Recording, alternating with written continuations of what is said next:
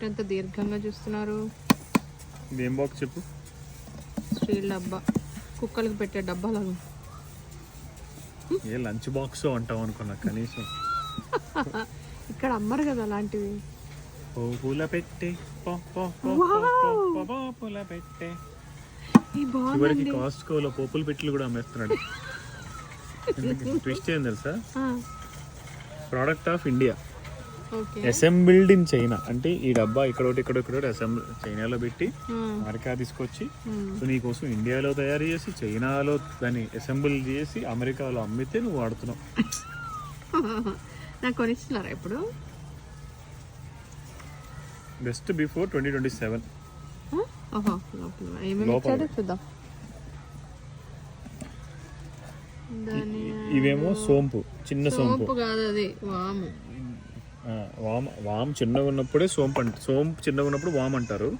అది కొంచెం పెద్దగా అయితే జీలకర్ర అవుతుంది. ఇగో ఇది ఇంకొంచెం ఉబ్బితే మంచి సోంపు అవుతుంది పెద్దగా. అట్లా 3 ఫ్లేవర్స్ అవి. తెలుస్తుంది. మీరు నిజాలు చెప్పాలి బయటికి. ఒకసారి జీలకర్ర దమ్మంటే సోంపు ప్యాకెట్ తీసుకొచ్చిన బాబీ గారు నాకు వెరైటీస్ గురించి చెప్తున్నారు. సరే ఇప్పుడు అంతా స్వీట్ మెమరీస్ ఇప్పుడు ఎందుకులే. సో ఇది గ్లోబల్ స్పైస్ సెట్ అనమాట. అంటే ఏ కంట్రీ అయినా వాడుకోవచ్చు. ఓకే, బాగుంది. Stainless steel. ఇంకేం రావాలి? ఆల్రెడీ పప్పులు, ఉప్పులు, గప్పుచుప్పులు, స్వీట్లు, ఇండియన్ స్వీట్లు, పోపుల డబ్బాలు.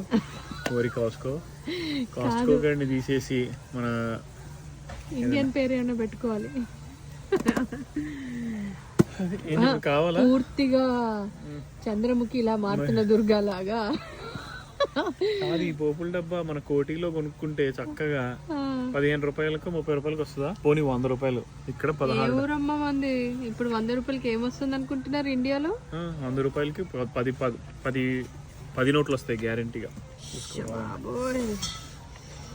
ఎంత ఉంటుంది ఇది? సరే ఇండియాలో ఎంత ఉంటుందో మీరు చెప్పండి. ఇండియాలో తెలుగు రాష్ట్రాల్లో గట్టిగా కొడితే 100-200 చెప్పండి, కమెంట్ చేయండి. ఇండియాలో ఈ డబ్బా ఎంత ఉంది? ఇక్కడ 1569 ట్యాక్స్ వేసుకుంటే 17 అయితే నేను కొనాలో అక్కర్లేదో చెప్పండి. వద్దులే, పెట్టేయండి. ఎందుకు వచ్చింది? ఇండియాకి వెళ్ళినప్పుడు పోపు డబ్బా కొనుక్కుంటా. ఇక్కడ $17 పెట్టబుద్ధి అవ్వట్లేదు నాకు. అంటే దీంట్లో 2 ఉన్నాయి. ఇవన్నీ నువ్వు ఇంట్లో పెట్టుకుంటే ఇది లంచ్ బాక్స్ లో నేను పెట్టుకోవచ్చు. ఓకే, ఆ పని చేద్దాం. బాయ్. మేడ్ ఇన్ ఇండియా అన్నాడు కాబట్టి మీరా భారత్ మహా. ఓకే, టాటా.